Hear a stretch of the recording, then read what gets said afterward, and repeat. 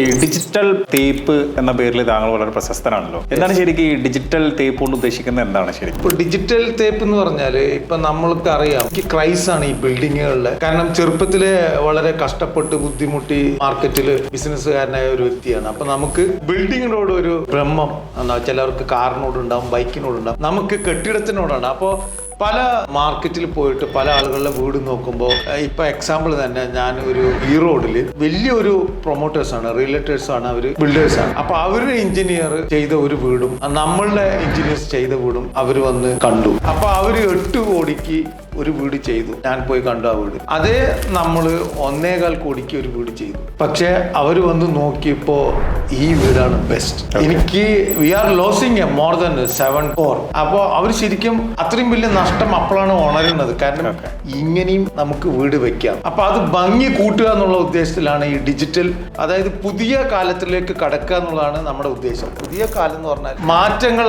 അനിവാര്യമാണ്. ഇപ്പൊ എല്ലാതും മാറിക്കൊണ്ടേയിരിക്കുകയാണ്. അപ്പൊ അതിനോടുകൂടി തന്നെയാണ് നമ്മൾ ഡിജിറ്റൽ എന്ന ഒരു കൺസെപ്റ്റ്. ഇപ്പൊ ഡിജിറ്റൽ എന്ന് പറഞ്ഞാൽ ഇപ്പൊ ജിപ്സം പ്ലാസ്റ്ററിങ്ങിലൂടെ നമുക്ക് ചുമരുകൾ കൂടുതൽ ഭംഗി വരുത്താൻ കഴിയും. ഇപ്പൊ മാർക്കറ്റിലുള്ള പ്ലാസ്റ്ററിങ്ങിലെല്ലാം നിങ്ങൾക്ക് അറിയാം, ഇപ്പൊ നോർമലി നമ്മൾ പ്ലാസ്റ്റിക് തേപ്പ് ചെയ്ത് കഴിഞ്ഞാൽ 4 ബംഗാളി വന്ന് തേച്ച് പോയി അത് വെറും കുണ്ടും കുഴിയും പിന്നെ പുട്ടിയിട്ട് അടയ്ക്കുമ്പോൾ നമുക്ക് വലിയൊരു കോസ്റ്റ് ആവും. പക്ഷെ ജിപ്സം പ്ലാസ്റ്ററിങ്ങിൽ അങ്ങനെ ഒരു നഷ്ടം നമുക്ക് വരില്ല. കാരണം വെച്ചാൽ സേവ് ദ മണി, അതാണ് മെയിൻ നമ്മുടെ എത്തിക്സ്. കാരണം ഒരു ക്ലയന്റിന്റെ പണം എങ്ങനെ സേവ് ചെയ്ത് കൊടുക്കാൻ പറ്റും. ഇപ്പൊ ഞാൻ പറഞ്ഞ പോലെ ഈ റോഡിലെ ഒരു ബിൽഡേഴ്സ് പ്രൊമോട്ടേഴ്സ് അവർക്ക് 7 കോടി ഞങ്ങൾ വെച്ചിട്ടുണ്ടെങ്കിൽ പ്രോഫിറ്റ് എന്ന് അദ്ദേഹം തന്നെ പറഞ്ഞു.